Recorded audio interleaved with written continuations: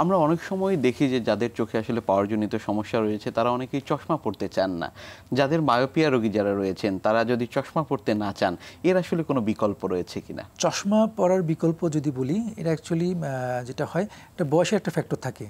হ্যাঁ, বিকল্প আছে বলে আমরা ধরেন চশমা বাদ দিতে চাইলে আমরা ল্যাসিক করতে পারি, বা অনেক সময় ল্যাসিক করতে না পারলে সেক্ষেত্রে আইসিএল বা আইপিসিএল বলে আমরা কিছু লেন্স চোখের ভিতরে পরাই দিতে পারি।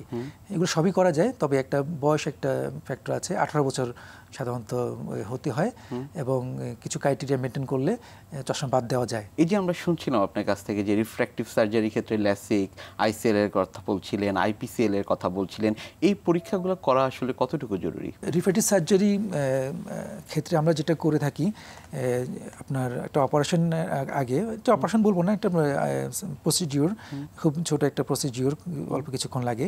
যাই হোক, যেটা হয় কি, আমরা পেশেন্টকে কিন্তু আপনার, যদিও আমি ল্যাসিকের কথা বলে থাকি, ল্যাসিক কিন্তু আমরা করি কর্নিয়াতে, চোখে মনিতে। তো মনিতে করে থাকলেও আমাদের পুরো চোখটা কিন্তু চেক করতে হয়, যে চোখের সবগুলো অংশ ভালো আছে কিনা একটা অপারেশনের পূর্ববর্তী পর্যায়ে।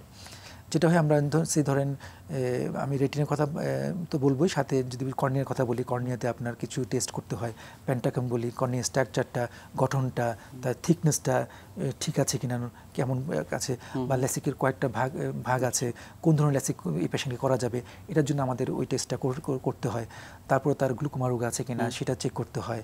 তারপরে তার সাথে সাথে আমাদের রেটিনার কথা বলি, আমরা রেটিনাতে কোনো প্রবলেম আছে কিনা সেটা চেক করতে হয়। যদি থেকে থাকে রেটিনার প্রবলেম, যদি ল্যাটিস থেকে থাকে বা আদার্স কোনো প্রবলেম থেকে থাকে, তাহলে ল্যাসিক বা আইসিএল বা আইপিসিএল করার আগেই কিন্তু আমাকে রেটিনা যদি কোনো চেঞ্জ থাকে সেগুলো চিকিৎসা কিন্তু আগে করে ফেলতে হবে।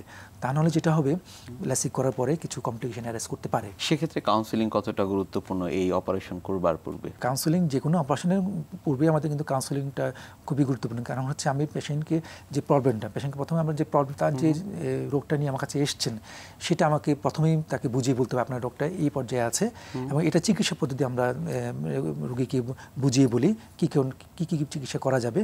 তারপর রোগীর জন্য তার চোখের গঠন দেখে, তার বিভিন্ন পরীক্ষা নিরীক্ষা করে আমরা যেটা রোগীর জন্য সবচেয়ে বেস্ট ওয়ে যেটা, সেটা নির্ধারণ করে তাকে আমরা কাউন্সেলিং করে থাকি। আপনি এই পদ্ধতিতে যেতে পারেন, এবং অপারেশন কীভাবে করবো সেই প্রসিডিউর আমরা আগে বলেই থাকি।